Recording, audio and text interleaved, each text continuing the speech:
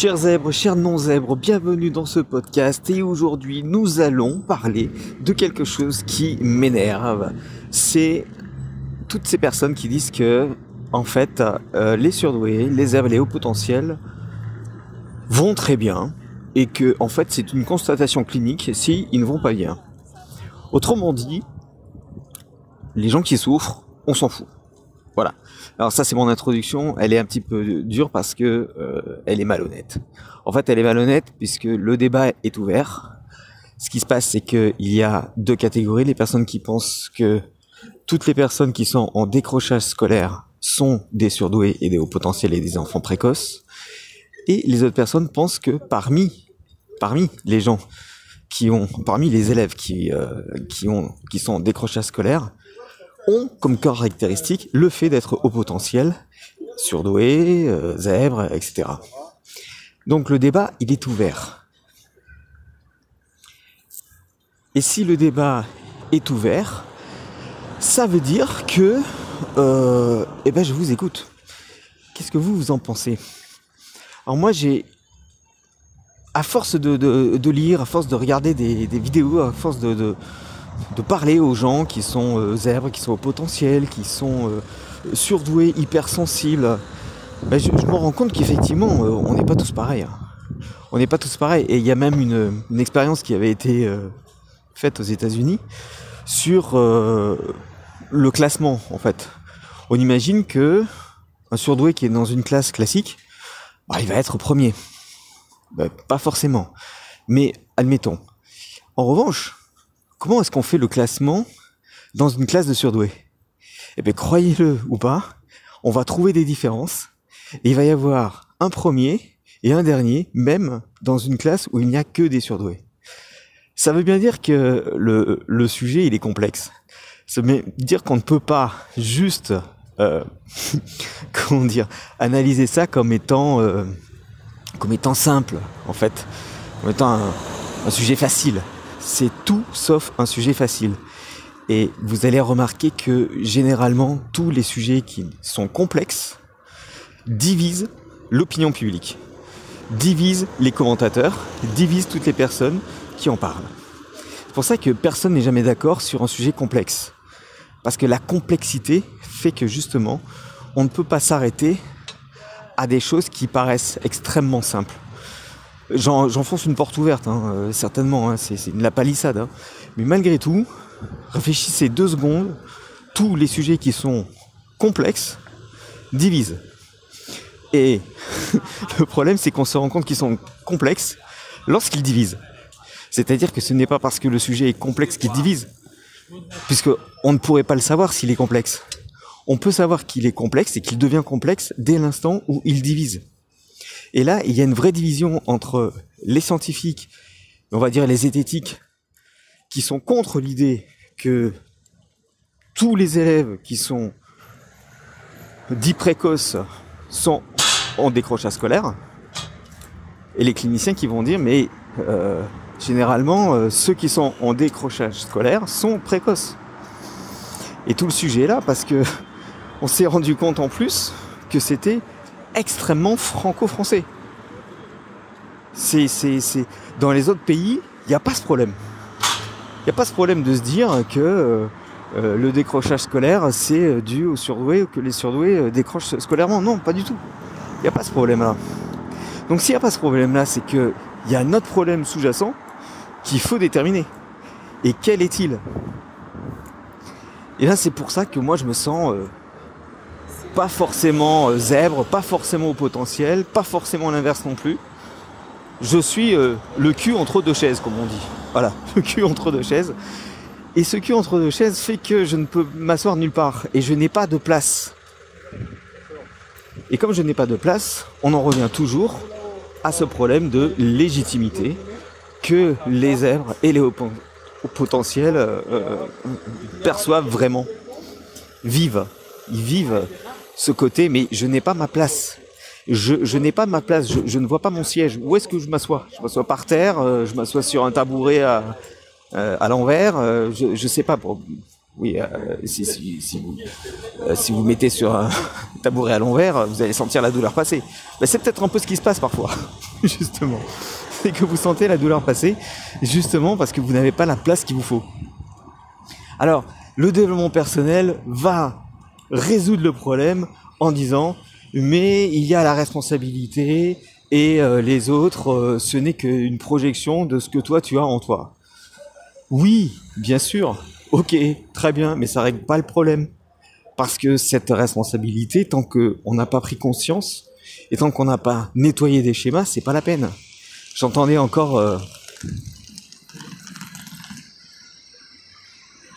sur internet, sur YouTube en fait, un YouTuber très célèbre qui disait qu'en fait le développement personnel c'était bullshit, que ça servait à rien parce que au lieu de faire en sorte qu'on se sente mieux, il fallait faire en sorte que la société se sente mieux, il fallait tous être dans un élan collectif pour changer les choses.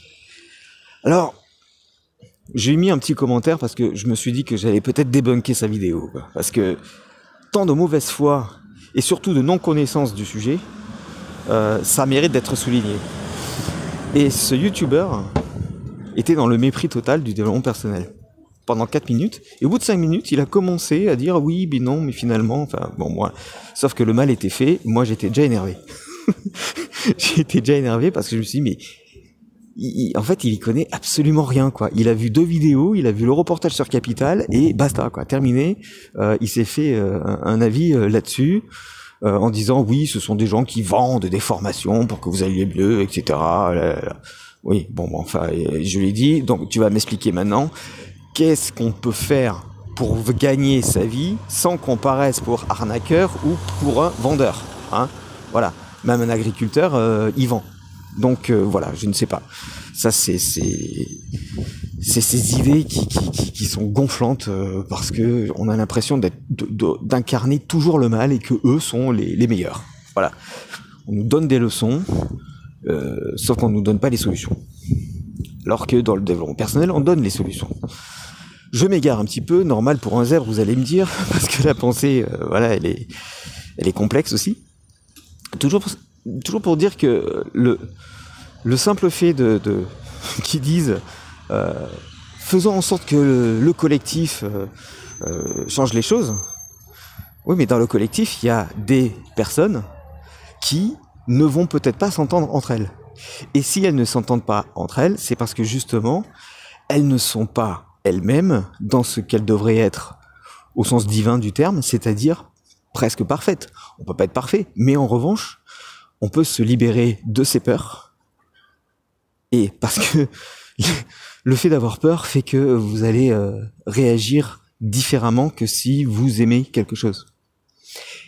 Et tout le problème est là, c'est-à-dire que on ne peut pas changer le collectif si on ne se change pas soi-même, puisqu'on est en interaction avec les autres. Et cette interaction ne peut pas on ne peut pas se passer de la particularité des personnes. C'est ça le problème. D'où l'intérêt de s'intéresser non pas aux étiquettes pour dire tu es zèbre, tu es au potentiel, machin, mais de voir ce qui se passe à l'intérieur, quoi. De dire ok, tu sembles avoir les caractéristiques de cette étiquette, tu n'es pas que cette étiquette, mais en revanche, que vas-tu faire de toutes ces caractéristiques? En quoi tu vas les transformer de manière à ce que ça soit mieux? Et tout le sujet, il est là, quoi. C'est-à-dire que moi, je suis entre les deux. Je suis pas un coach de motivation parce que je ne crois pas du tout à la motivation. C'est un autre problème. je reviendrai là-dessus peut-être. Je suis pas un coach en développement personnel non plus parce que moi encore j'ai des choses à apprendre et des choses à changer pour voilà. Il y a certaines choses sur lesquelles je peux aider les gens comme l'insomnie par exemple, mais pas surtout. Et de l'autre côté, je ne suis pas uniquement quelqu'un qui va débunker des vidéos ou des articles pour dire pourquoi cette personne a tort. J'aimerais le faire, mais le problème c'est que je n'ai pas le bagage argumentatif nécessaire, je n'ai pas les armes qui permettent d'argumenter et de débunker surtout. Donc j'apprends ça aussi, puisque ça va être utile. Donc en fait, je suis entre les deux. Et comme je suis entre les deux, c'est pour ça que mes podcasts n'ont pas vraiment de sujets vraiment très très très précis, puisque tout m'intéresse. Et c'est pour ça que j'ai appelé ce podcast « Podcast de zèbre », parce que justement, ce n'est pas pour résoudre un problème particulier, c'est simplement pour montrer la vision de quelqu'un qui est dans la pensée globale, dans l'arborescence, dans l'hypersensibilité, etc., etc., quoi. Et j'aurais pu l'appeler d'ailleurs, et je ne sais pas si je ne vais pas changer le nom, « Parole de zèbre ». Voilà, parole de zèbre. Et vous-même, vous avez la parole. Vous-même, on m'a encore écrit ce matin, et je suis très content lorsque j'ai des personnes qui m'écrivent. Vous pouvez mettre des commentaires, hein, même sous la vidéo YouTube ou alors sous ce podcast. Hein. Parce que je me dis, mais je suis pas en train de parler pour rien, je suis pas en train de parler pour rien dire, je suis pas en train de m'égosiller la voix pour personne qui écouterait. Donc j'ai l'impression d'être utile. Comme j'ai l'impression d'être utile, j'ai l'impression d'avoir une place. Comme j'ai l'impression d'avoir une place, je me sens beaucoup mieux. Et je me sens aimé, etc. Et donc l'estime de soi augmente, la confiance en soi aussi, et je peux me détacher du regard des autres. Voilà. Parce que je ne cherche pas forcément à plaire, etc., etc. Mais pour arriver à ça, ça prend du temps. Ça prend du temps, tout ça. Voilà ce que je voulais vous dire aujourd'hui. Donc, ne soyez pas surpris si je ne suis pas complètement en train de parler d'hypersensibilité comme tous les podcasts de zèbre ou toutes les vidéos YouTube qui en parlent. Ne soyez pas surpris si parfois je parle de politique, d'idéologie, de quoi que ce soit. C'est simplement ma vision par rapport à cette aptitude à être dans l'hypersensibilité, d'être dans la pensée globale et d'être dans l'arborescence. Voilà. Faut pas vous étonner. Ça. Si vous êtes encore là, merci d'avoir écouté jusqu'à la fin.